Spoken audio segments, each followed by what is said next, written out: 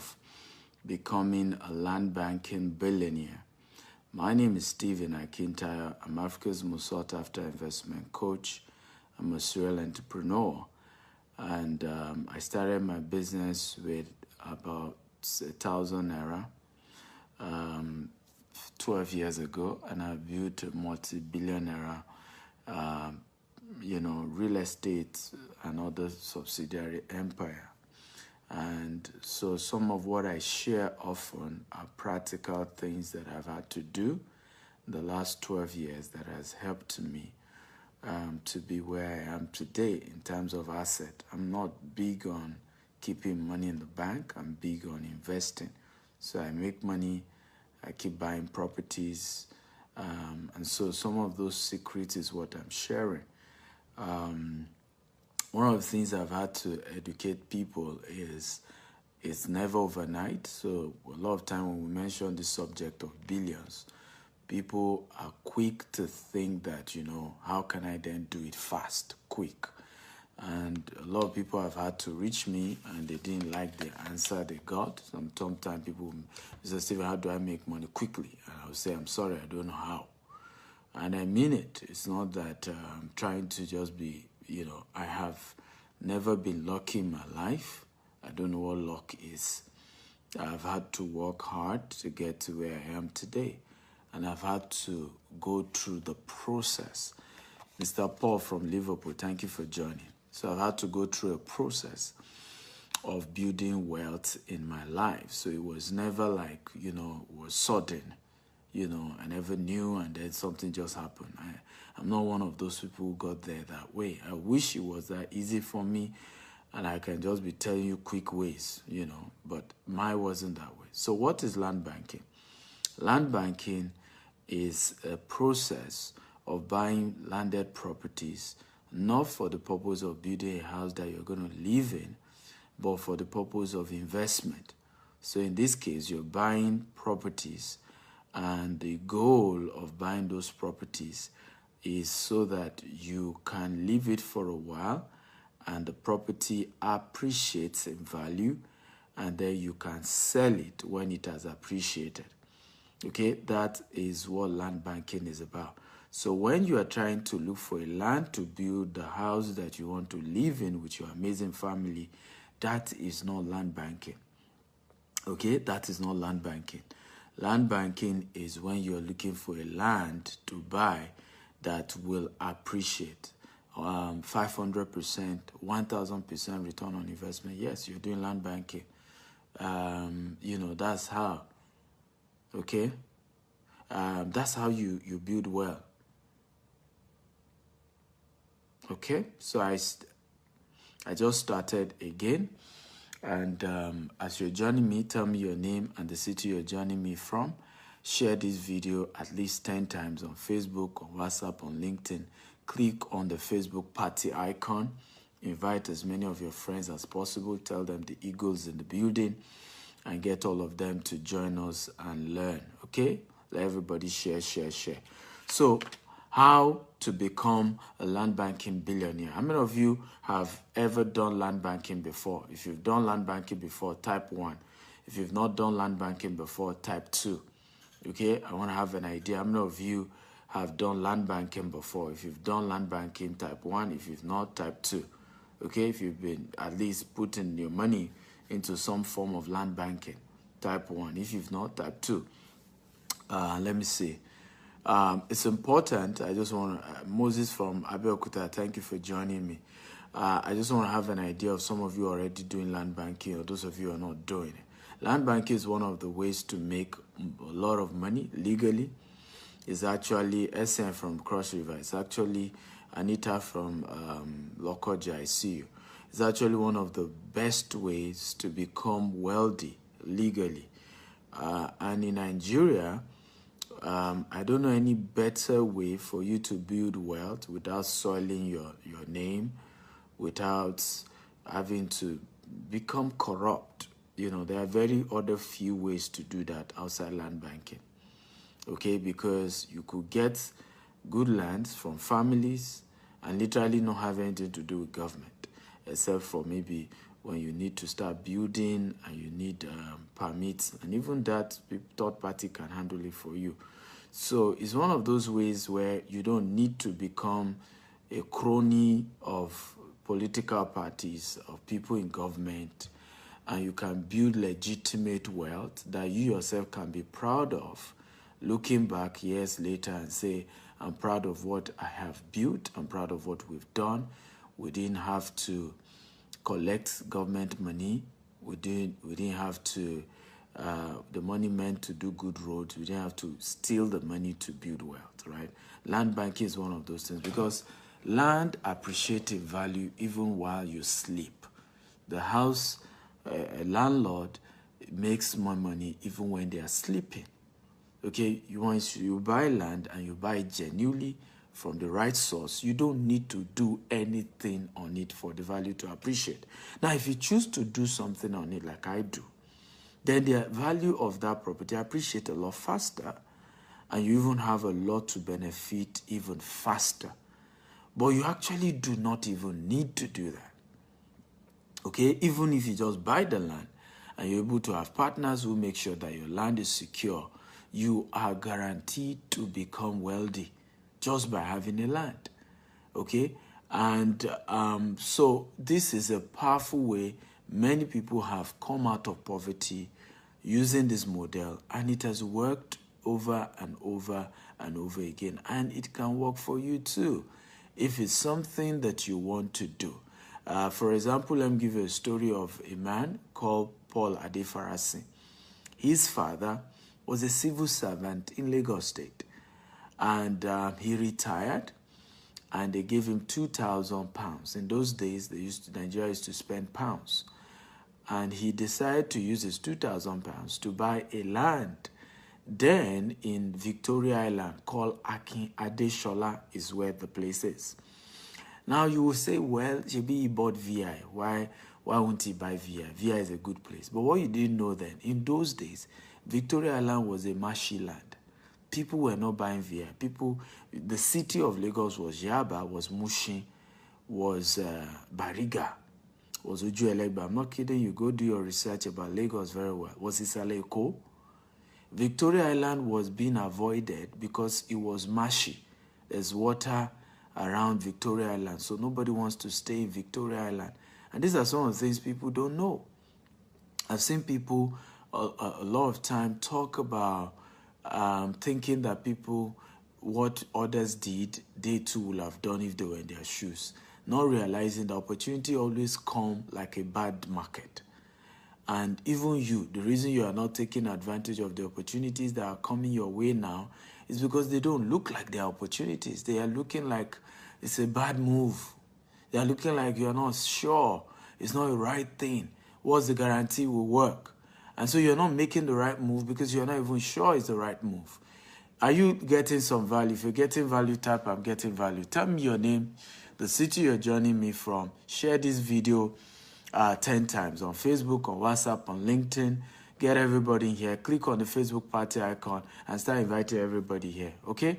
So very important that you understand that the Akadeshola of those days was marshy land.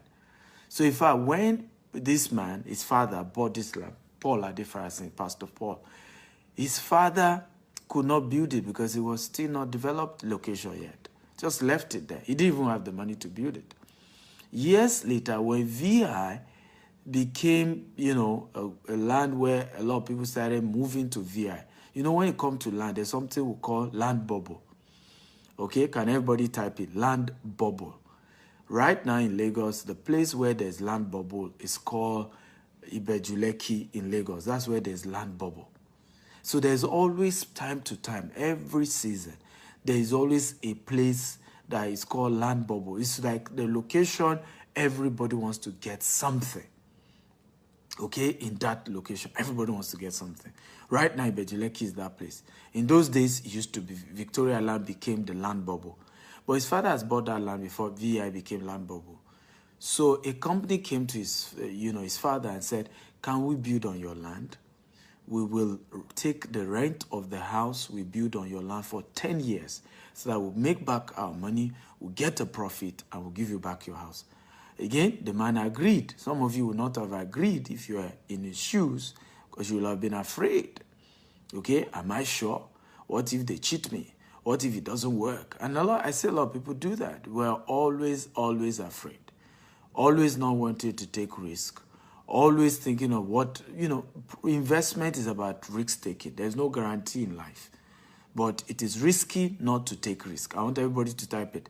It is risky not to take risk. Everybody type it here. It is risky not to take risk.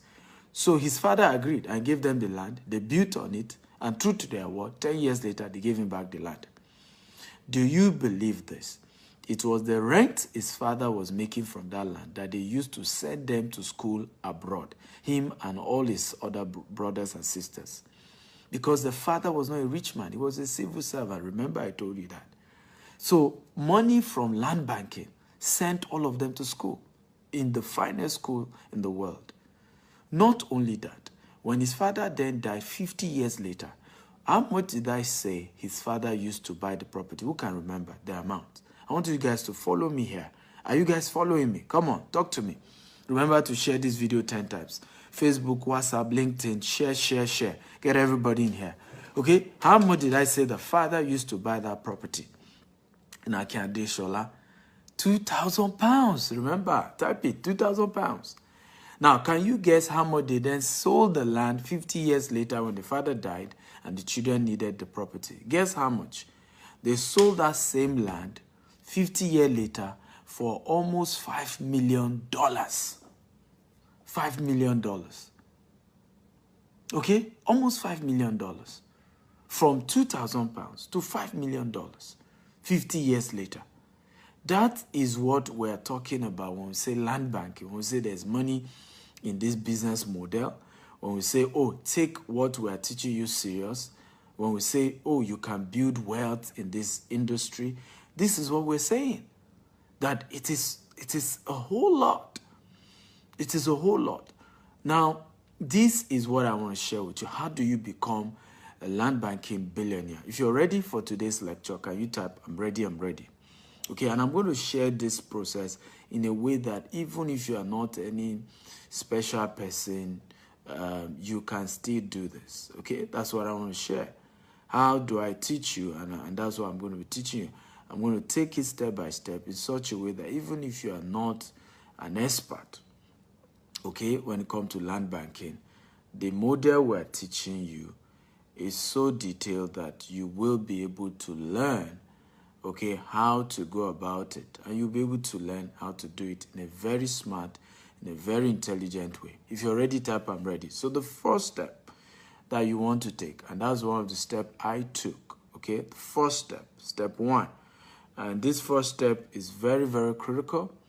And I encourage you to take those steps and take it very, very seriously, because if you do, you will be glad. Years later, you look back and say, thank God. Number one step, if you're ready, type, I'm ready. Don't buy one plot. And I think this is one of the biggest mistakes people make. When you start your journey in land banking, one of the biggest challenges people always face is the fact that they don't have much money. And they are just doing it almost reluctantly in many cases. So it's almost more like, well, let's see what happens, right? And because it's always, let's see what happens, many people do not buy more than one plot. And I'll tell you the danger of that. What that then do, it actually puts you in a position where you look back and you begin to regret, because if you had bought more than one plot, you will have achieved a lot more. I'm going to show you a short video of a student of mine who came for one of my real estate classes. And his story is very practical and illustrates what I'm teaching you here. He bought a land in a very marshy land. In fact, they used Keno to take him to the land 15 years ago for 12 million naira, right? It was done by Chevron Cooperative. The place is now known as Nikon Estate. And when he bought that land, he just bought one unit. He never knew the land will appreciate so much. And 15 years later, I'm one of those who started marketing that land for him for 220 million. from 12 million to 220 million. I want everybody to type it. From 12 million to 220 million. Everybody, I want to type this. From 12 million to 220 million. Can you type that? From 12 million to 220 million. Yes, that's the reality of this. And I remember the day we went to the land, we're going to show you the video very shortly. He said to me, he said, I regret not buying 2 plots. He said, that's my biggest regret. He said, because I'm trying to sell this one now. The money I need is barely just 100 million. He said, if I had bought 2 plots, right, I would have, sold this one for 220 million, take my 100 million, use the remaining 120 million to develop the second land and probably, start selling houses or renting houses.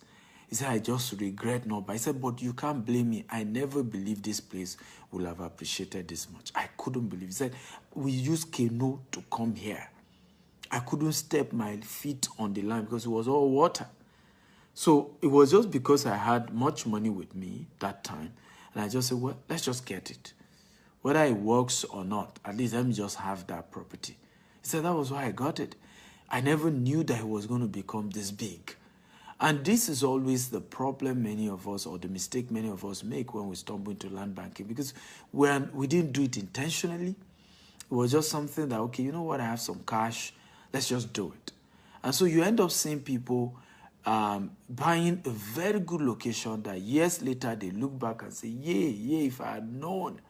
So the first rule that I'm going to teach you today, if you are buying a land for the purpose of land banking, do not buy 1 plot. At least buy 2, or buy 1 acre, or buy 2 acres, or buy 3. But try to buy 2 plots, at least. And the reason, like I said, is so that when the property eventually appreciates, right? Because like I said, he never wanted to live there. He was just buying something that, okay, in future, let him just tie down money. But what then even happened? And this was, in fact, the man was telling me that he doesn't even have his own house yet. So one of the things was that the place is even better than where he lives, where he bought that land. But who knows tomorrow, right? Who knows tomorrow? So you don't know. The place you are buying now is a bush, is waterlogged, there's water everywhere. People are even telling you, is your head correct that you are buying this land? People are telling you, will this thing ever appreciate? Does it even make sense? You buy 2. So that you don't know if the place now appreciates in future, it now becomes so good that you may even end up living there. At least you can sell one, use the money to develop the other one.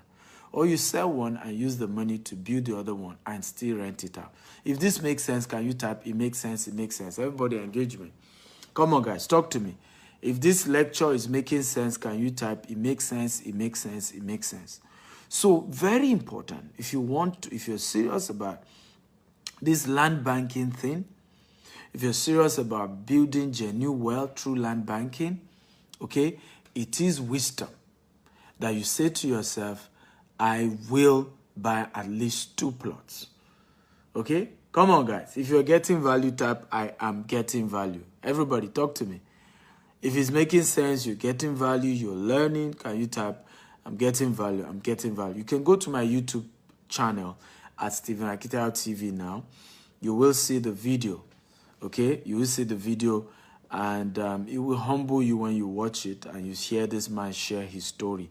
We were on the land. We were on the land when I was marketing the land, and he shared this story. You will learn a lot. So are you ready for number 2? If you're ready, type, I'm ready, I'm ready, I'm ready. Number 2, if you're ready, type, I'm ready. Okay, keep the land for at least 5 years. Okay, I want somebody to help us be typing this thing. Keep the land for at least 5 years. This is also another mistake I see people make. You do land banking, you don't even keep it for long. You're already rushing to sell it. And sometimes I say, people, what's going on here? At least keep it for 5 years. Keep it. I understand in the process of buying property, hunger will come, desperation will set in at some point. You need money for your family at some point. Things happen at some point that you didn't plan for. And so you urgently need money. I get it. We're all humans and we all need bills. But do your best to close your eyes for 5 years without touching that land. Let me give you an example of what I'm saying. The man I told you that bought a land for 12 million and sold it for 220 million. If he sold that land 5 years after he bought it, he couldn't have sold the land for more than 20 or 25 million. If you agree, type I agree. Right? Okay, max 5 years later, maybe you will have sold it for, let's say 40 million. 5 years later. Yeah? Maybe you sold it for 5 years later. Maybe you will have been able to sell it for 40 million. But it's 40 million compared to 220 million. If he has sold it for 40 million and later got to know that land in that area was going for 220 million, will he have forgiven himself? He will have been full of regrets, right? So these are the reasons why you don't just rush and make certain decisions just because of temporary financial constraints. You immediately sell your parcel of land for a bowl of pottage. You've heard that story between Jacob and Esau, okay, where he sold his birthright for a morsel of bread. You don't want to be one of those set of people. So you get a small, you get, for something very token, and before you know it, you begin to, I need money, so let me sell the land, Wait, Chile, calm down, relax. Give it 5 years. Give it 5 years. At least 5 years. Except the only reason you can decide not to give it 5 years is if you have improved on the land. So you bought a land. You decide to fence it around. You decide to add some value to it immediately. Then at that point, yes, you will still be able to sell it for something because you have also added value to that property. But in many cases of land banking, you only buy it from a genuine source. You leave it for a while. In such case, if you immediately begin to sell it because you urgently need money, you will lose. And you will, I can assure you that years later, you will look back and just keep telling yourself, what was wrong with me? Why did I just sell it off? Okay? Why did I sell it off? Somebody's laughing, say, Chele. No, but it's true, right? So you don't want to put yourself in a situation, you bought a good property, and because of, you needed money urgently, which we all do, and I understand, like I said, I can, as somebody who has been through a lot in my life, I understand the issue when people urgently need money, and they have bills to pay, and they have to, quickly get some money. I get it. But you don't want to do something that years later you look back and just say, why did I do this? Okay? Yes, I needed money, but I could have been patient. I could have been a little bit patient, and just hold on. And I've heard several people say that to me. Okay? Telling me, you know what? I did land banking investment years ago, and I regret, cashing out too early, because at the end of the day, the property that I sold for peanuts eventually grew to become very big. I'm sure some of you have met people like that who have also shared stories like that with you, that they bought certain properties, and they never knew the property will appreciate so fast. They sold it too early. So you don't want to sell too early. You want to keep, except if you bought so much, right, that even if you had to sell some portion, it's no big deal. But keep it at least 5 years. Don't rush. Don't be one of those people who I urgently need money. I need money now. I need money today. Relax. If you are learning, type I'm learning. I'm getting value. Come on, guys. Talk to me. If you are learning, can you type I'm learning, I'm getting value, I'm learning. Everybody engage me, guys. Where are all my Stephen Akitayo students? As you're joining me, also share your name and the city you're joining me from. I'd like you to share this video again and again with your friends. Hit the Facebook party icon. Get everybody in here. Okay? Get everybody back in here. Share. Until everybody is here. They must hear this. We're teaching on how to be a land banking billionaire.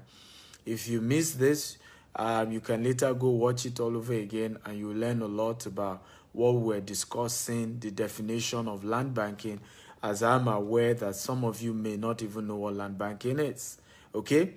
But if you're learning, type I'm learning, and share this video at least 10 times on Facebook, on WhatsApp. And if you've shared this video 10 times, let me know. I'd like to know if you have already shared this video 10 times. Also, please, quickly, I'd like you to let me know if you're ready for number 2.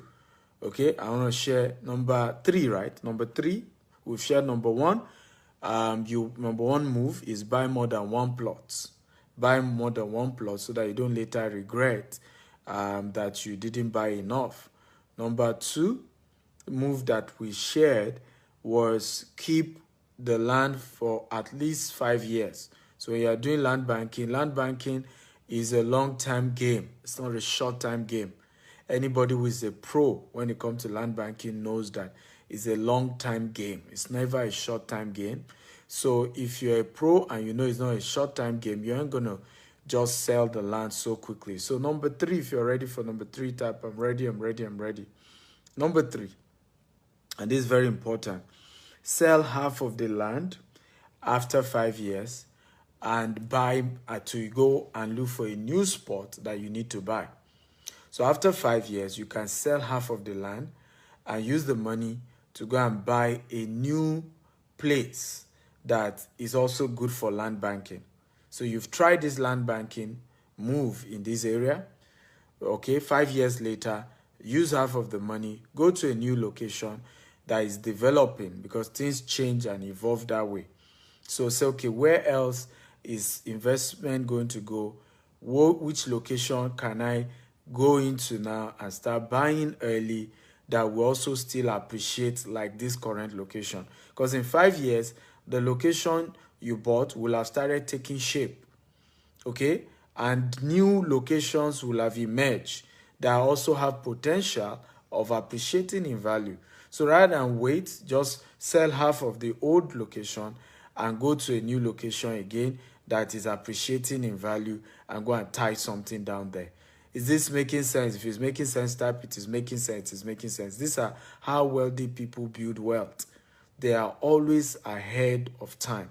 They are always investing in properties and are conscious of locations and are always moving fast. And, the owner of the owner of Eleganza always mix the two. Did this very well. I must commend that man. Chief Razak Okoya, he did this very well.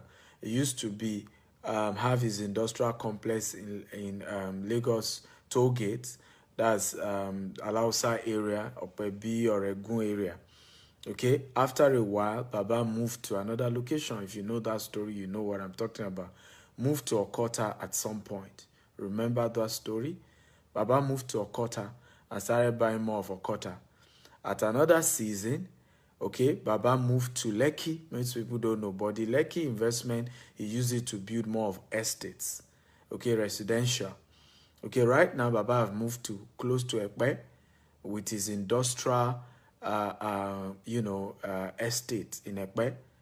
And so this is how people who are intelligent always go ahead of time. They see into tomorrow. They tie down something ahead. They don't wait. They don't wait till it happens. So the third move is that 5 years later, sell half of the land, use it to go and look for another location that will be promising, and tie something down there.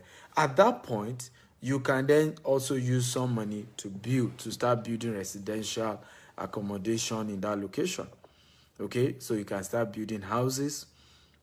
You can start building residential accommodation where people can live in and things like that. You can start doing all of that, and absolutely you can. If you're getting value, can you type, I'm getting value, I'm getting value, I'm getting value? Come on, everybody. Talk to me. If you're getting value, can you type, I'm getting value, I'm getting value?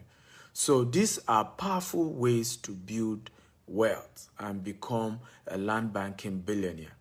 Okay? You want to take actions fast. You want to take them quick, and you want to be very proactive in your moves. You want to be very calculative in your move. If you're ready for number 4, type I'm ready, I'm ready. Number 4. So number 1, buy more than 1 plot. Number 2, okay, I keep it for at least 5 years. Number 3, okay, sell half of it after 5 years and go and buy another potential location. Number 4, if you're ready for number 4, type I'm ready, I'm ready. Number 4. So number 4 that I will advise that you do, number 4, is use evidence of your property purchase to attract OPM. Who can tell me the meaning of OPM? What's the meaning of OPM? If you know the meaning of OPM, just type the meaning. What's the meaning of OPM? Okay, what is the meaning of OPM? Okay, it's very important that you get acquainted with all these words. OPT, OPM, they mean something. And in the school of wealth, everybody who is wealthy had to use it. Everybody who is wealthy today had to use it. Thank you very much, John. Other people's money. You have to use other people's money. And one of the ways you can use other people's money, in the case of land investment, in this case, is to go and prove to them that you bought yourself. Now, let me tell you one of the reasons why it's been difficult for many people to be able to use OPM when it comes to landed properties, because they are trying to sell the land that they themselves have not used their money to buy. So imagine you are meeting your mates, you're meeting your friends to say they should come and buy a particular land in Ibejuleki. And they say, okay, Orewa, you that you are telling us to come and buy this land, share with us. Have you bought yourself? Say, no, but I can assure you, don't worry. The place, you see, at that point, you lack what we call credibility. You lack credibility. How can you tell me, and you say I'm your friend, I should come and do something you've not done yourself? For you not to have found a way to have used your money somehow, to have invested in the land, then why are you telling me to come and invest? This is one of the biggest mistakes a lot of property brokers face. So after you have bought, one of the biggest way to raise money so that you can keep buying more land is to become a property broker. But always using the evidence of the one you bought to convince your friends, your loved ones to buy. And this is powerful, because if I can show you that me that I'm asking you to come and buy property in Ibejuleki, I've bought. People always tell me, Mr. Stephen, why do you sell very well? I mean, people trust you. They buy property from you just like that, right? In some days, you sell 10 plots, 20 plots, okay? 50 plots in one day, you know. How are you able to do this? I said, well, because people trust me. And why do they trust me? They know that I'm the owner of the estate. I've used my money to buy the land. So you are buying 1 plot, you're buying 1 acre, you're buying 2 acres. Me, I've used my own money to buy 100 acre in that place, 50 acre in that place. So you are more comfortable trusting me, okay? Because I was the first person who got there. And you know that I couldn't have put in my money if I was not convinced that there is potential in that location. I wouldn't have put in my money. So many of you do not know that once you have bought a land, you have earned credibility to sell to other people. And an average company gives you 10%, 5%, 15%, 12%, depends, some 5%, some 2%. It doesn't even matter. Listen, becoming wealthy is always a function of residual income. That extra token, 1% here, 2% there, 5% there, 10% there, that is not a function of my active income. So you already have a job.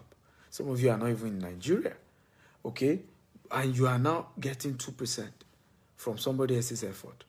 You are now getting 5%, 10% from somebody else's effort. That's an amazing, powerful move. Amazing, amazing, powerful move. That's how you build wealth, ladies and gentlemen. That's how you build wealth. So it's a powerful strategy that people have used over and over again, and it has always worked. OPM. Now, but the only reason you struggle to be able to use OPM is if you yourself, you've not purchased that land, you've not built credibility, you've not used your own money to buy property in that location. So it's a bit difficult for you to be telling everybody to come and invest. If you are learning, type I'm learning, I'm learning, I'm learning. Come on, everybody. Okay, so number 5.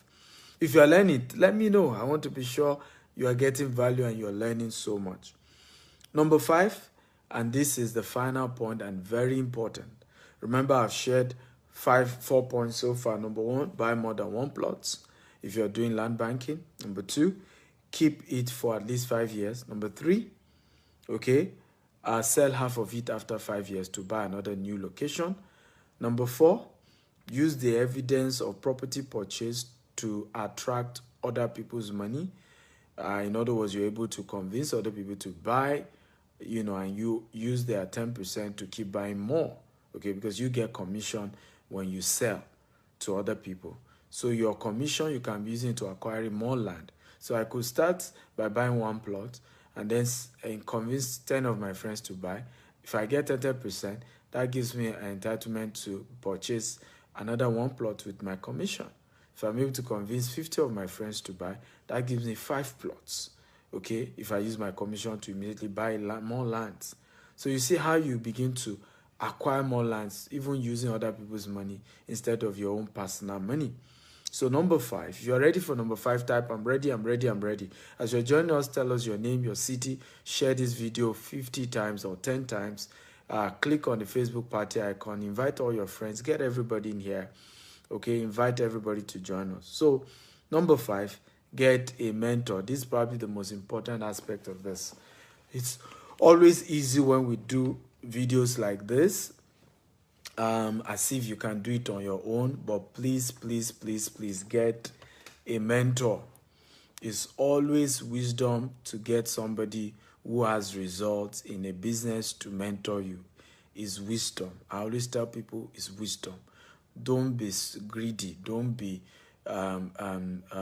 greedy. Don't think you are clever. In fact, I always tell people, business people always look like they are not clever. Entrepreneurs always look like they don't know what they're doing, because most entrepreneurs always share deals, right? They share, whatever they're making. For example, 15% of every money that comes into my company goes to our brokers. 15% is distributed among those who brought customers to our company. 15% of the entire income. So if I make, and I'm not kidding you, what does that mean? It means that if I make 1 billion naira in a year, 150 million had gone to other people. And I'm not talking of contractors who went to contractors, the money paid to vendors, just that you brought somebody, right? And this is how wealth is created. But when you meet an average poor man, he doesn't want to share his profit with anybody. He wants to eat it alone. It's just me alone, me. So, and it's always that I can do it by myself. What's the big deal there? You need to get a mentor. If you don't have a mentor, how do you know the right place to buy? How do you even secure the land? How do you even know whether, because land banking is usually buying a piece of property with potential to appreciate in value, okay? And so how do you even know such location? You need a mentor to tell you. When you buy such land, how do you make sure you don't get it taken from you? You need a mentor to show you how. You need a mentor. I know of a friend of mine who started this business in Nigeria with just 350 million. Now, he's a big guy. So, for somebody to start a business with 350 million, it's a big guy. He's based in the US. And he got a partner in Nigeria. The partner didn't have money, but the partner had the connections. He knows how to buy the right land. He knows how to protect the land, make sure nobody steals the land. He knows how to get laborers to fence the land round and things like that. Okay, and this partner helped him. True story. This is a true story. In the last 4 years, and I'm telling you, true story, 4 years, he has converted 350 million naira, okay, to 20 billion naira in the last 4 years, in form of land banking and house flipping. They do two more business model. They do land banking. They do land flipping. House flipping. They buy a house, remodel the house, and they sell it. Okay, He has built asset to the tune, you heard me, to the tune of 20 billion naira in 4 years, from 350 million. But if this guy had not partnered with somebody in Nigeria who didn't even have money, but had because he was based in the US, but this guy in Nigeria doesn't have money, but knows how to do the business. If he did not partner with that person, he will have lost all his money, everything gone. And this is where people get greedy. I mean, those of you in diaspora, I remember I was teaching in Baltimore 3 years ago, and a woman, asked me a question. So, Mr. Steven, it's difficult for those of us in diaspora to be able to build wealth in Nigeria. He said, I had a business in Nigeria before I relocated to the US. And while living, coming to the US, I left it in the hands of somebody I trusted, and they've totally ruined our business today, said the woman. And I smiled, and I said, Ma, with all due respect, when you were leaving Nigeria, did you tell, your partner, he wasn't lucky, stop saying he's lucky, Charles, stop saying he's lucky. You yourself, you have 350 million, will you put it in Nigeria, and will you put it in the hands of somebody? Will you take that kind of risk? Charles, will you do that? That's what we're talking about here. Will you do it? It's easy to sit there and say it's lucky. There's nothing luck about it. Everything was intentionally done. If you were in his shoe, would you have even done what he did? You wouldn't now. You have 350 million, you give it to somebody in Nigeria. You know what people will have told you. So thank you, Charles, for being honest. So you can't say he was lucky. Because it was a risk. He could have lost all that 350 million. But back to what I was saying. This woman, I asked her, I said, when you were returning, leaving Nigeria to come to the US, what was wrong for you to have called the person that you intended to hand over your Nigerian business to and say, young man, come and buy 15% equity in this business? Bring in an independent evaluator. And then tell those independent evaluators to evaluate the entire business, and let the person you wanted to hand over your business in Nigeria to, and say they've evaluated our business to be worth, let's say, I'm just giving an example, 100 million. I'm willing to sell you 15% equity of this business. For 15 million. Go and raise 15 million from family and friends, bring it to me, and you co-own 15%. And I can go to the US, and when we share profit, you keep 15%, I keep, and you are free to buy more than 15% if you want. I said to the woman, what's wrong with doing that? She said, that's true, it never occurred to me. And I told her, I said, if you have done that, do you agree with me that most likely you will not have had this issue? She said, yes, I agree. I said, so why didn't you do it? She said, it never occurred to me. And this is how many of us find ourselves. So many times when we, like Charles is saying, I don't trust anybody. Many times if you get a mentor to help you review the decisions that you have done that led to you losing money, right? Independent person, a neutral person, to help you review your moves, your steps, your actions. Charles, you will have realized that you too made some mistakes. You will realize. But many times we go into business with emotions, with sentiment. There's no mentor. Just me alone, me. And even those people you claim swindled you, when you could have gotten a mentor. In fact, even if a mentor had advised you, you would have said the mentor was not related to you, that you keep quiet. It's family matters. So a lot of time people come and play victim, but the reality was that they played sentiment years ago. It's my cousin, it's my brother, it's my nephew, it's my in-law. And they had the opportunity to have gotten a neutral person to say, and like I said, even this guy that I'm telling you, the person who is his partner is not in any way related to him. They are not related in any way. So he did it purely based on, he knew the guy had track record, he knew the guy had integrity, and it was based on the guy's merit. And I say it today, the reason our company is doing so well is that everything is based on merit. Okay, everything is based on merit. There's equity, there's justice, and there's merit. You can rise from nobody in Gtext and become the #1 person, no matter who you are and where you come from, as long as you have the result to show. And that's how companies grow. That's how businesses grow. You cannot become nepotic. There's no family member in my business, and there's nothing wrong. Okay, if I find a family member qualified to work in my company today, I will hire them. But I've not found one. So building a system that is purely based on results, on what people track record, and what people can bring to the table is how you build a great empire for yourself.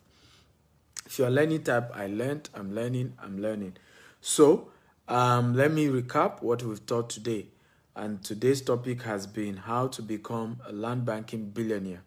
Step 1, buy more than one plot always when you're buying land for land banking. Number 2, keep the land for at least 5 years. Number 3, sell half of it to buy another new location after 5 years.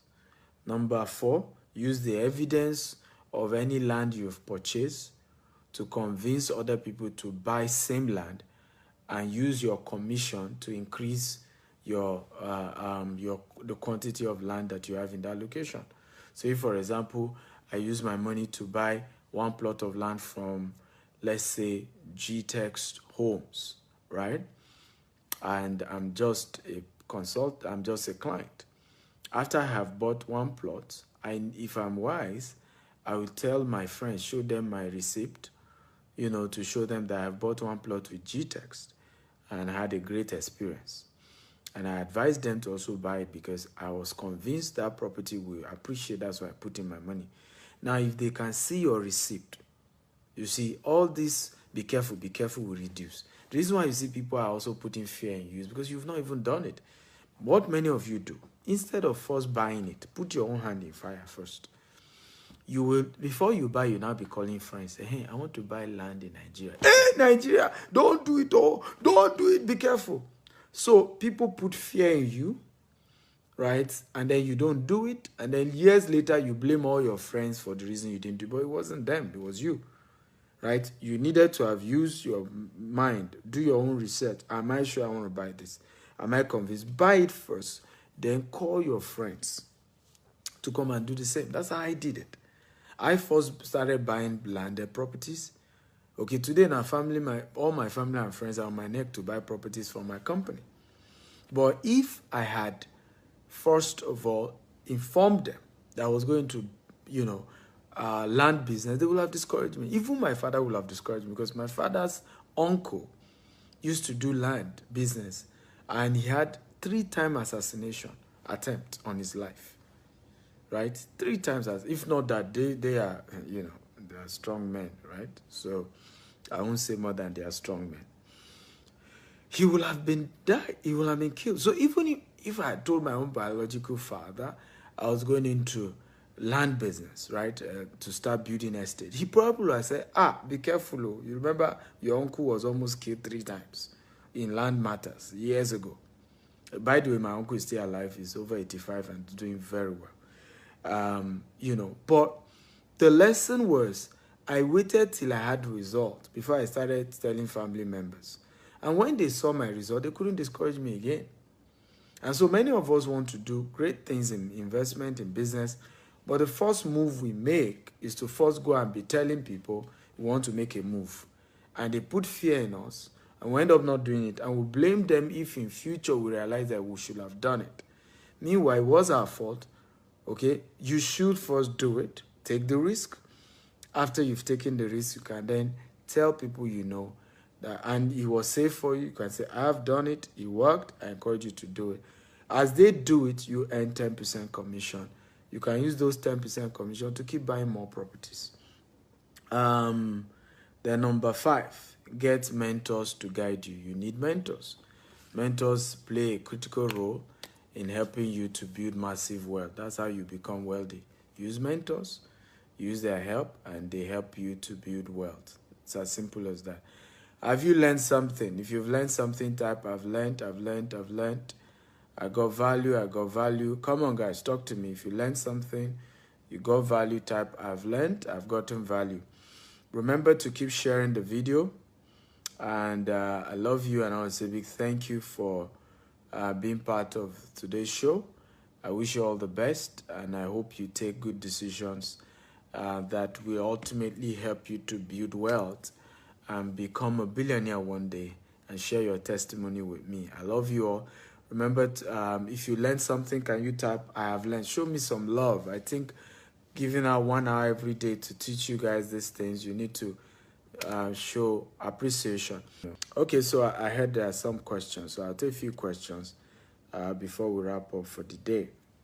Let me see if I have a question. I think there's a question from Malcolm. Let me see. Malcolm, you can type your question again. Okay, so question number 1. Can I partner with someone in acquiring a land?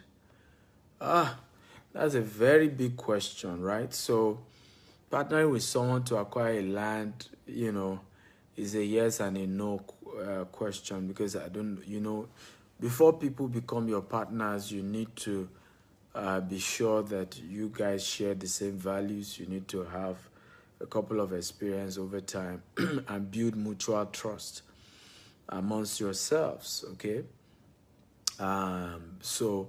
But what I would advise is, yes, you can, particularly if it's dividable, particularly if you are going 50-50. For example, I can buy one plot of land and we divide it 300 square meter each, right? So even if we fight, IS will write the company that sold the land to us to say, hey, separate each party's 300 square meter, or give us a separate document.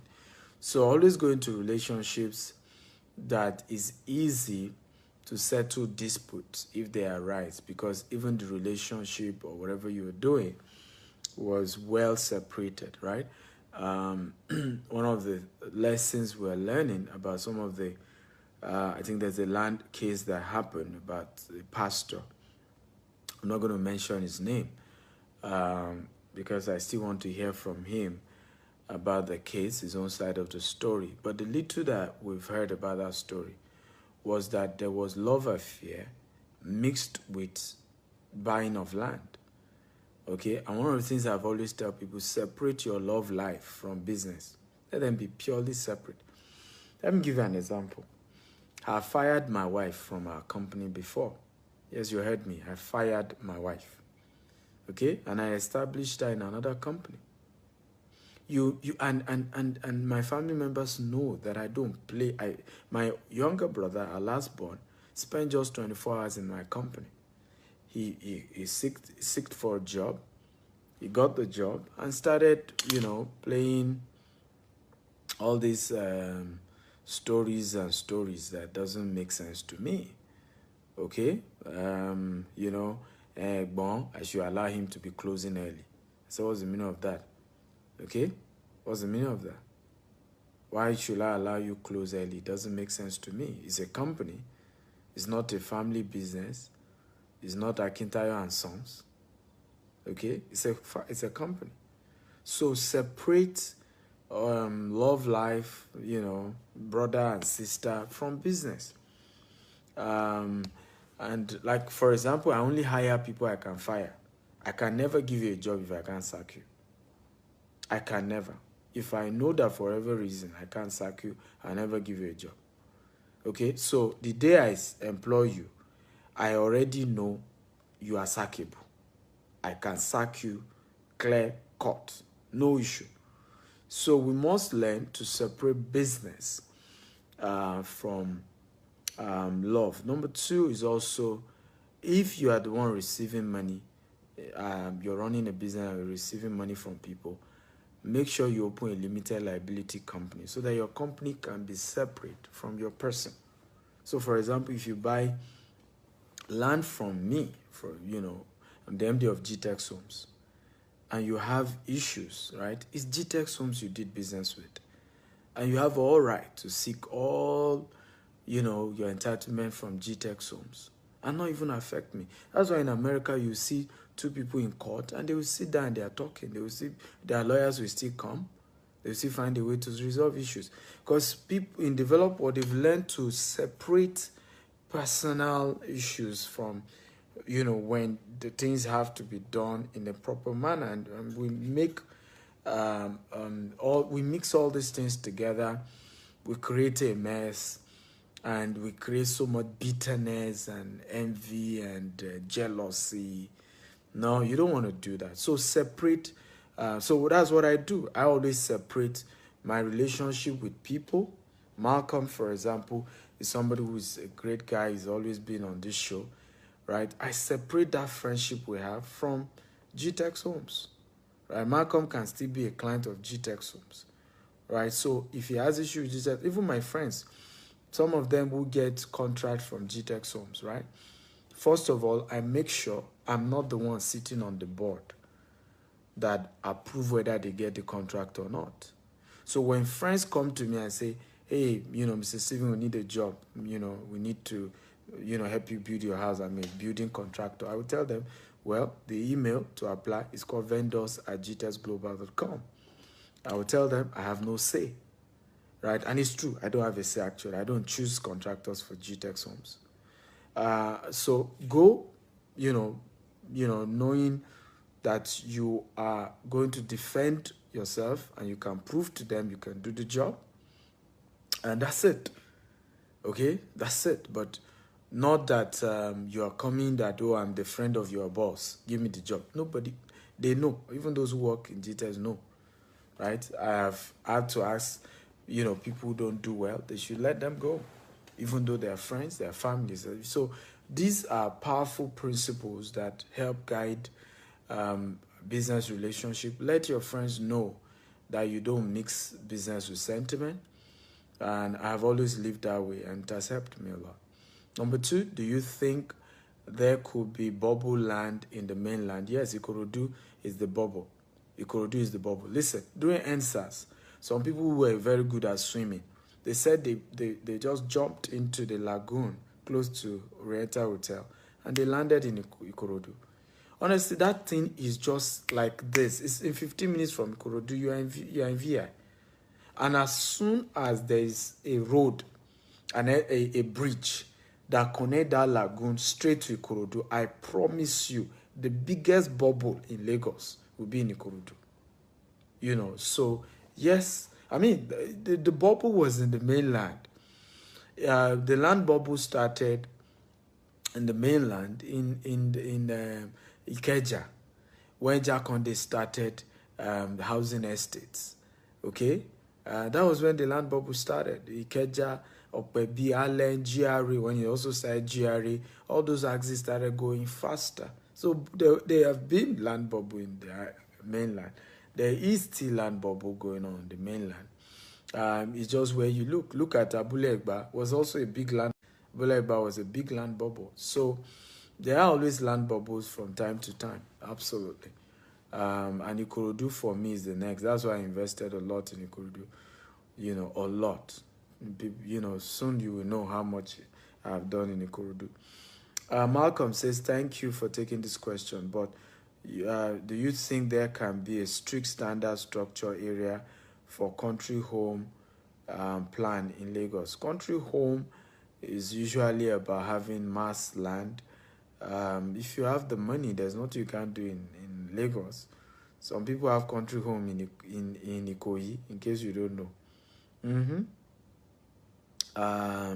Yes, they do. Somebody is asking, do you, when lawyers buying a land with a partner, I don't understand what you mean by lawyers buying a land with a partner. Are you asking, okay, do you involve a lawyer when buying a land with a partner? You see, this involving lawyer thing is neither here nor there. So it's not about, like I said, I have friends who come and bid for a job in our company. The people they talk to are not lawyers. It's just about putting standards and protocols, right, that clearly spells out what we're doing. So whether lawyers are involved or not, things just have to be done properly. That's my point. Things have to be done properly. For example, if you're buying land from our company, no matter who you are, and I have cousins, I have relatives who buy property from my company, no matter who you are, there's a form you fill. You get your receipt. A contract is prepared. That one takes, 3 to 6 months. But they prepare your deed of assignment, your document, a survey is given to you, family or no family. So there is a proper structure to the transaction. So you can't come back later and start giving stories, right? If you were buying the land in installment, there are records to show. Every client has a file. So if you have not finished paying your money and you go and start lying that they didn't give you land, there are records to show. So just putting proper process is what is important. Charles says because of due process. Again, Charles, you need to ask your question. See the way Malcolm asks his question. Again, your questions are not straightforward, so it's difficult to answer. Are you saying that, is your question, should I involve a lawyer when trying to buy land with a partner? Is that the question? So it's tough to know, but I'm just trying to guess what you are asking for. But basically, there's nothing wrong involving lawyers in any transaction that you're doing. There's nothing wrong. However, you also need to know that you need to know what you are buying by yourself rather than relying too much on lawyers. That's my point. Okay, you need to know what you are buying. And I'll give you an example. There's a property I wanted to buy, true story. And thank God that I had been involved in the entire negotiations. And I have even done my own independent research before I just told my lawyer to prepare the document. At the point of him preparing document and taking check to the person I'm buying from, this is a true story. My lawyer told them that except the family gives him something, he's not going to allow, he's going to frustrate the deal. Right? Thank God that those people had direct access to me. And had to say it to me. Now, a company probably will not say that to you. And this is so why I tell people, yes, you can involve lawyers, you can involve third party, but you yourself know what you are trying to do. Rather than just putting everything on one man and one lawyer and one person and one family. Because the same thing people do with family. You see, the trust they used to have with family, they've pushed it on lawyers now. And we fail to realize that human beings will always be human beings, right? Whether they are lawyers, whether they are absolute power, corrupt absolutely. Right? Absolute power, corrupt absolutely. So when you put all the power on a lawyer, right, you have done a wrong move. Because now the lawyer can, and if I had to remove the lawyer out of that deal for us to conclude it, because he went to tell them, if you don't give me something, and he's paid for his services as a lawyer, he wasn't the agent, why will he be telling the buyer, the seller, to give him something? Else he will not make me buy. And with that series of such issues, people who want to buy property from Gtext, who will tell Gtext they are involving their lawyers. I'm telling you a true story. In fact, there was one. The person already had an agent who brought him. And when he now involved his lawyer said the 10% must be paid to him, else he will not tell his client to go ahead and do the business with Gtext. So we have seen a lot. So when you just put all this in my lawyer, and sometimes I just laugh. In this country, lawyers are overrated. You better know your job very well. Just know what you're doing very well. Trust me. And try to look for companies who have credibility, that they have integrity. You see, I would rather do business with a man who has integrity without any lawyer present, okay, than do a business with a man who does not have integrity with the best of lawyer present. Let me repeat that again. It is better for me not to involve a lawyer and do one-on-one business with a man who has integrity than to do business with a man who doesn't have integrity and bring all the lawyers in the world together. Because if the person doesn't have integrity, even if I bring all the lawyers in the world together, if he's still going to behave in a dishonest way, he will still behave in a dishonest way. Yes, my lawyers are going to tell me they will fight it, But how many of you remember that lawyers just want to get their fees? Have you forgotten? They want to get their fees. If you agree with me, type I agree. It's easy for a lawyer to be deceiving you, we're going to fight it, we're going to fight it. But again, lawyers just want to collect money. Best and smart people are those who do not even have issues that have to degenerate to legal issues and fighting each other. Remember the story of Solomon. Solomon, the Bible said, had many armies, right? He kept building houses for his army, but he never went to a single war. Okay, not one particular war. That's wisdom. It's better to have lawyers and not ever having to use them than to keep using lawyers and keep fighting every day, going to court. It never helps anybody to settle. So I think ultimately it's looking for people. How do you know people are credible? Check their track record. How long have they been doing this business? Okay, have they been consistent? So it's easy to know these things. Unfortunately, many of us prefer to buy something cheap rather than, I've met several people that I say, you've been hearing my teachings. Why haven't you buy property from us? Mr. Stephen, your properties are too expensive. That's why. 2 years down the line, they come back. Mr. Stephen, what you buy me? I vow I will never trust anybody again. He was watching your show that made me to still begin to believe in Nigeria. But they cheated me. And I'll be like, they cheated you. But you watch my show. Me that I teach you on the show. Why didn't you even try to patronize me? Okay? You say, but your things were too expensive. Well, again, isn't it better to buy something that is worth it? Because there's nothing of value that is cheap. The reason those people sold it for you cheap was because they're not going to give you anything in the first place. If I know I want to keep to my words, I would rather charge you a decent fee for my services, okay, than to be playing games with you. Okay, so people who always sell things for you at a cheap price do that because they know they are not going to keep to their word in the first place. Yeah, so that's the truth. So I always tell people, somebody say, how do I get a credible mentor? It's the same thing. Does he have result? He's teaching about real estate. How many estate does he have? These are the basic things. I'm able to teach you today. I have over 15 estates. Lagos, Abuja, Ogun State, and we're expanding to 200. So I have result to show you. So it's not theory. But many of us go pick mentors who don't have result. Again, but you need to know someone like me will not be cheap. Right? So you cannot come and meet me, Mr. Stephen, mentor me for free. How? Where? Did I learn what I learned for free? Right? If I should calculate how much losses I've made in real estate, that I'm now teaching you so that you don't make those losses, it's hundreds of millions. So don't you think I deserve to charge you a token to be able to share with you how not to lose the kind of money that I have lost? How to do things in a safe way? Don't you think it's wisdom that you are even able to come under my wings and even do the business directly through my company so that way at least you're sure that you're dealing with somebody that at least I have a little bit control over my own company, right? So these are things that are important that we understand. As Asante Taiwo says, can land secure by having family receipt and deed of assignment? I don't understand what you mean.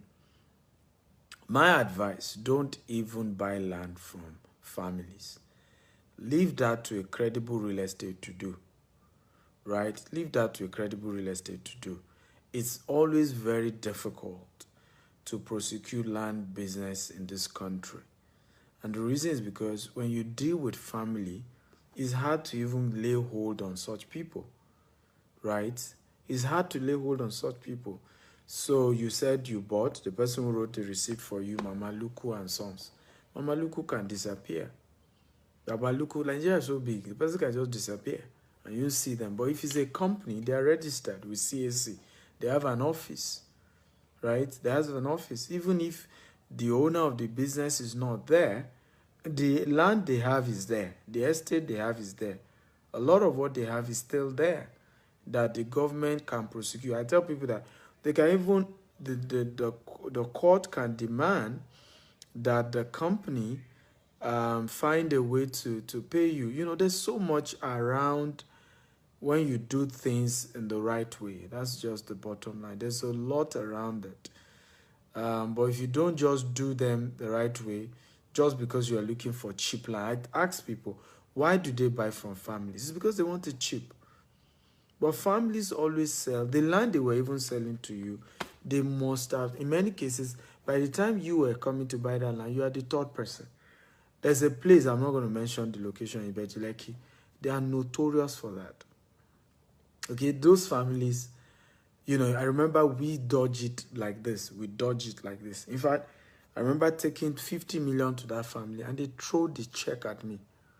And thank God they throw that check at me. Okay, because I was the fifth person they were trying to sell that same land to. I was the fifth person. So what will have happened is that 5 of us will have been fighting each other and begin to, you know, I mean, so the wisdom is always buy from companies. At least when you are dealing with companies, it's Oyinbo you are talking.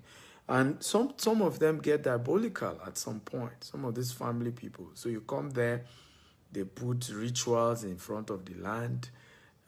So again, you can't even fight them to things like that. So I would rather deal with a company that can speak Oyinbo. I can, my lawyer can write them. You know, can go to court. You can be speaking grammar. Okay, but family. The reason companies like us are able to succeed buying properties from families that we're not buying one plot. So we're buying in bulk. So we have influence over different people. You know, we do a lot of PR with these families. Christmas now, we're going to do a lot for most of the families we bought land from. Ileya, we always buy ram. You know, the kings of those locations, there's a lot of things we do time to time. Then, you know, so there's a lot we real estate companies are able to do that you bought one plot or 2 plots. It's not profitable for you, okay, every festive season to do something. It's not profitable. How much is the land serve? Do you see the point now? But because we are buying in bulk, so it's still profitable for us to keep doing a lot of those. That's why companies like ours, you go on your land, you start building, nobody's harassing you. It's not as if there are no people who collect those money for foundation and roofing. We have paid them. That's why you got to the land and had no headache. It's not that they didn't collect it. Okay, we paid the money. You know, we make sure we build a system where they are able to give you peace of mind and nobody harass you. That's all. So when you look at all that comes with the package of buying property from a company, right, it's just better than say, you know what, I want to buy from families because it's cheap. I always tell people, what is important about land is buy it from a genuine source, okay, and that your land is preserved. That's the most important thing. You see, this issue of cheap or no cheap, the land will still appreciate. You will still get your value. As long as you bought it from the right source, the land will still appreciate. You know, and you will still be grateful. I mean, look at the one I told you, the Nikon estate one that the man bought through cooperative, right, for 12 million and sold it for 220 million. If you had bought it directly from the families, there's no way that land will have been there 15 years after. There's no way he will have come back to meet a land. And the reason why the land was able to, why he was able to sell for 220 million is that they've now tarred the place. It's now an estate, which is the kind of structure we are building.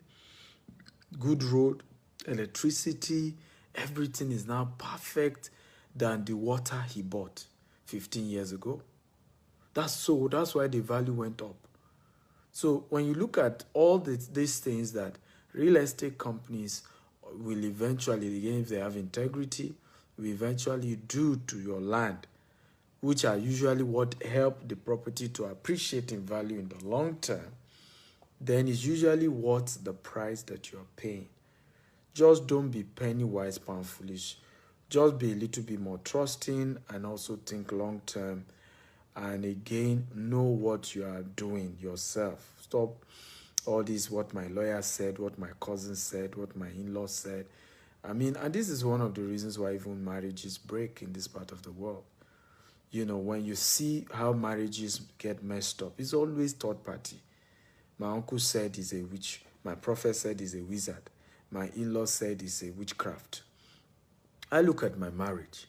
My marriage would not have lasted 1 year if I had involved prophets, if I've involved my family members in my marriage, or my wife had involved her family members.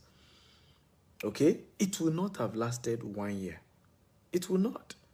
Many times when you see people have, you know, real issues, even in business, it's third party. You've involved too many people in your issues that everybody has polluted your mind. This one has said that, that one has said this.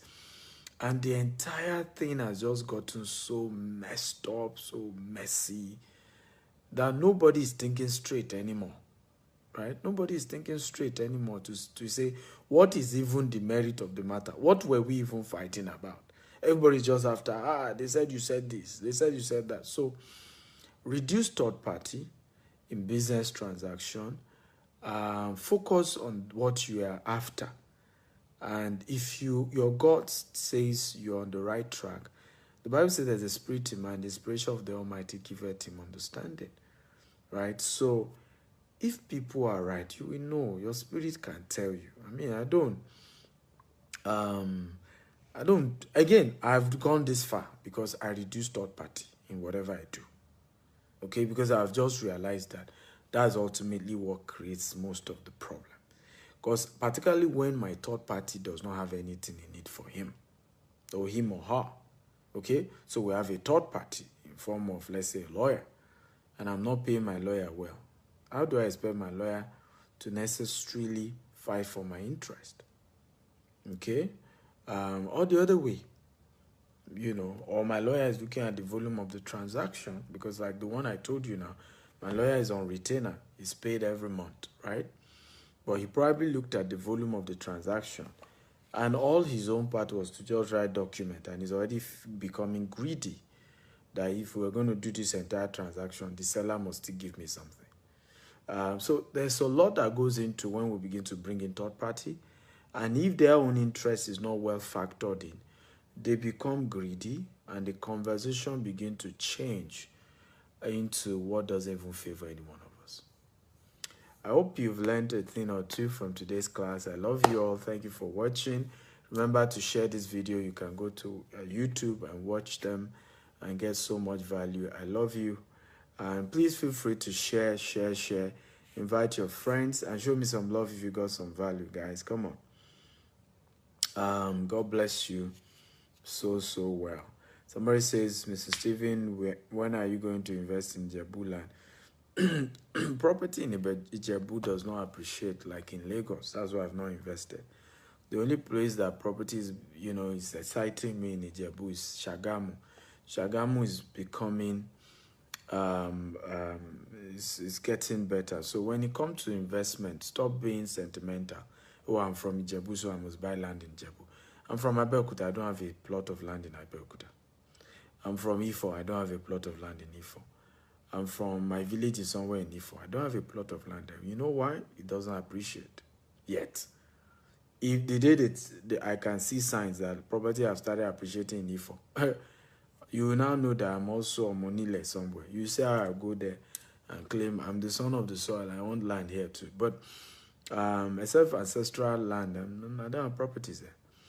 Okay? I'm beginning to think of investing in Ogun State just because of the World Bank report that Ogun State is doing well and investors are gradually moving to Ogun State. So I'm gradually beginning to consider investing in some part of Ogun State. But please note, a smart businessman does not do business based on sentiments. You know, you don't do business based on sentiments of, you know, my village, my town, where I am from. No, you ask yourself, where do I put my money?